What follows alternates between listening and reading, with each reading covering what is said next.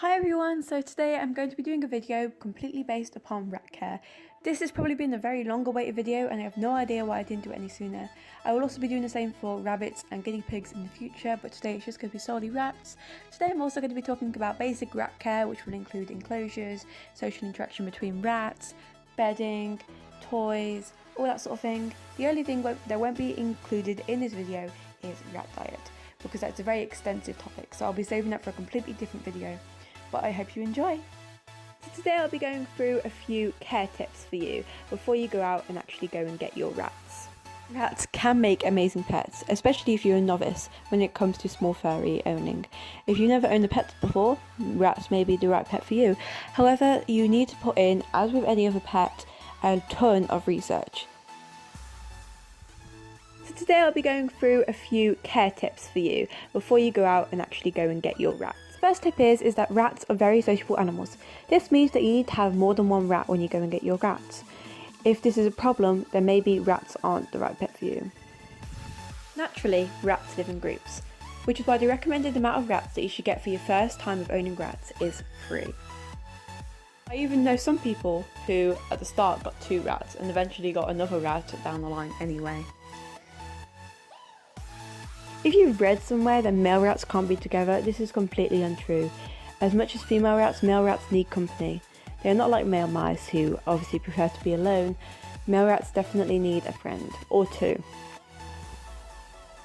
Now I'm going to be moving on to enclosures. Before I start talking about cages and recommended cage sizes for rats, I firstly want to mention tanks. Tanks are not an option for rats. Tanks have very bad air quality, there is not enough ventilation for them, and rats are very prone to getting upper respiratory infections, so a tank is a very big no-no with rats. Not to mention that rats also prefer height over floor space. This makes tanks pretty much pointless. In fact, rats only require 2 cubic feet of space each. This means for 4 rats, like in this picture, they require 8 cubic feet of space. Now that that's all settled, we can now go on to cages. Probably the best cage that you can get is either the single crenation, the double crenation, or the Savick Suite Royale. Savick Suite Royale is especially liked due to the fact that it's got very deep trays. However, I do also like to class my cage as one of the best cages that you can get for your rats personally. I got mine off eBay, which will be linked down in the description if you are interested. As you can see, its only real fault is that the doors aren't exactly really wide, but they are wide enough for me to get in there and do stuff, which is really great for this cage. My cage is currently used for 4 female rats, however this can go up to 8 if the space is used wisely, according to the cage calculator. A rat cage calculator can be used to work out how many rats you can actually fit in your cage. This is a rat cage calculator. You type in the width, depth and height of your cage to get the approximate amount of rats that can fit in your cage. As an example, this is for the single crenation. And then these are the measurements for my own cage.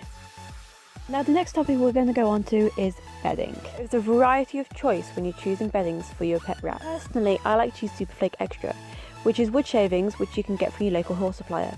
These are perfectly safe for your rats, dust extracted and heat treated, and they are made out of white wood. Fleece is another option for your rats. It comes in a variety of patterns and colours. However, it needs to be washed often, and even when it is, it may cause your rats to scent mark a lot, which means that your cage will basically smell. However, I like to chop up blankets for my rats, and I can stuff this in baskets and buckets for them, so they can use this as bedding material.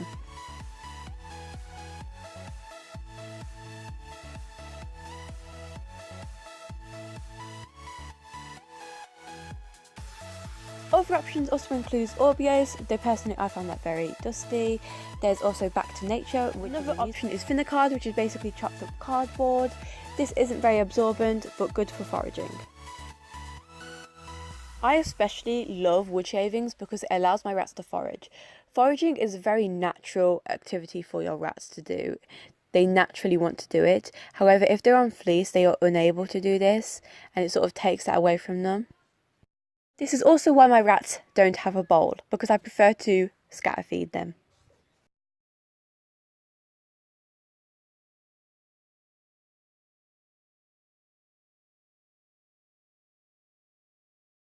final topic we're going to talk about today is ropes, chews and hammocks. Rats are very intelligent animals, so I like to give them a challenge to get to the top of the cage. So I put baskets up using zip ties and lobster clips, as well as rope toys to climb across the cage. Also dog rope toys that I just unravelled to make them more suitable for rats.